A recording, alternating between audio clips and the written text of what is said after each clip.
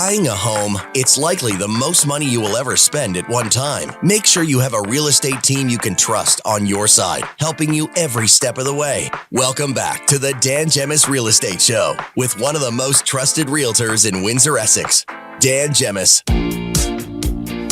Okay, welcome back to the show with you till 1 o'clock today and every Saturday and Sunday from noon to 1 here on AM800. Tomorrow we'll be broadcasting outside in front of the office and in front of the Richmond Popcorn Company for open air in downtown Amherstburg. So come on out and watch us live or come out and say hi, and we'll be out there. So before we get to Christian Janisse, we have our Richmond Popcorn Company gift card to give away.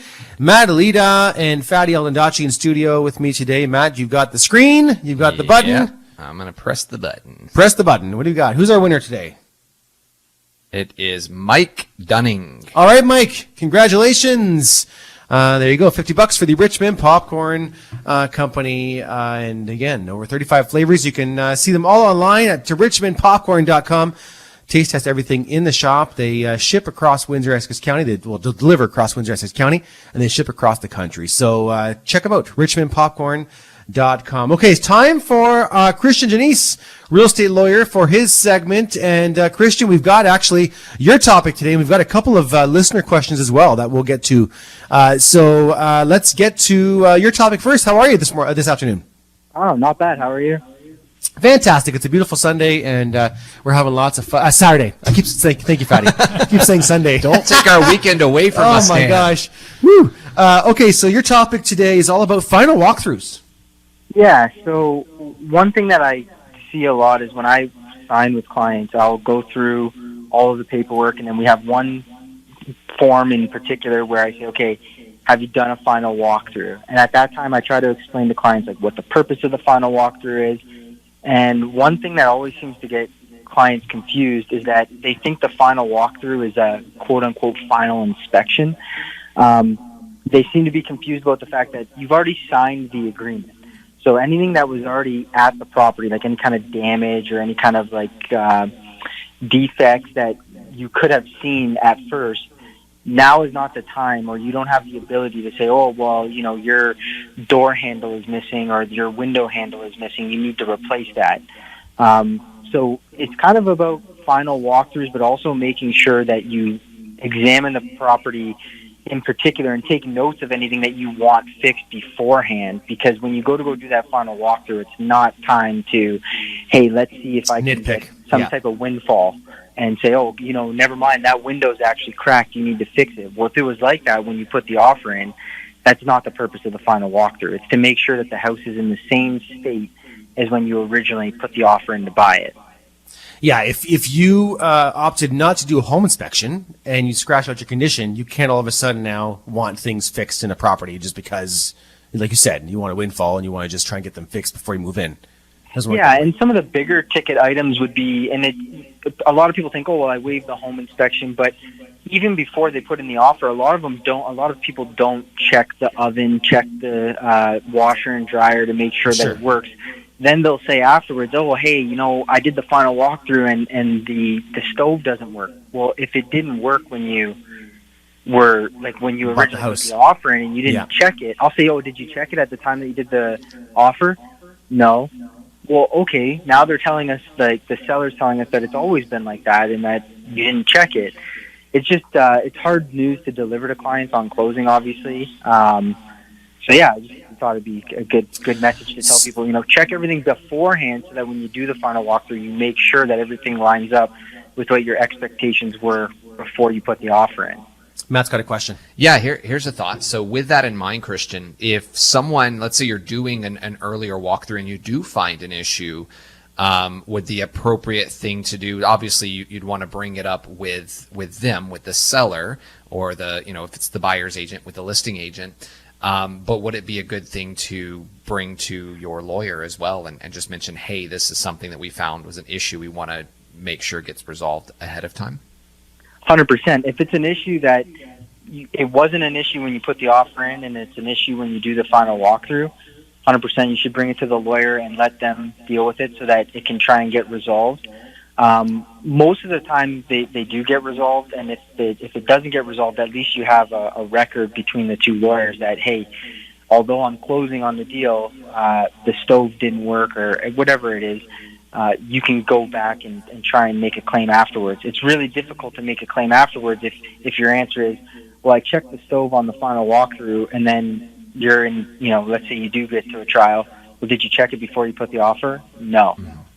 You have nothing to compare to. Mm. Man, oh man. Okay, so on that, essentially, I guess. So, what are some of the common issues, I'm going to ask, Christian, that you're seeing with coming across because of final walkthroughs? What are you seeing? So, I know I've seen in the past people switching out appliances. They came with appliances, and now it's different appliances. What else sticks out? Yeah, appliances are the big ones: washer, dryer, fridge, stove, microwave. A lot of people will reach out to us afterwards and say, hey, it's the winter. I bought the house in the summer. I went to go turn the furnace on for the first time, and it's not working. AC, the AC wasn't on when I was checking the property. Now I just moved in, and I'm turning the AC on, and it doesn't work. It's mainly the appliances. Those are always the big ones, and a lot of people don't check them because they just assume, well, because if you have a stove sitting there, it must work. But that would be not a good assumption. Okay, great. And last question on this topic. If there is an issue or something else that we commonly see is people just leave a bunch of garbage, a bunch of stuff in the house. I know a recourse you often do is you'll do a holdback, right? How does that work? Oh yeah, I was going to leave that as a whole other topic. The broom swept manner clause.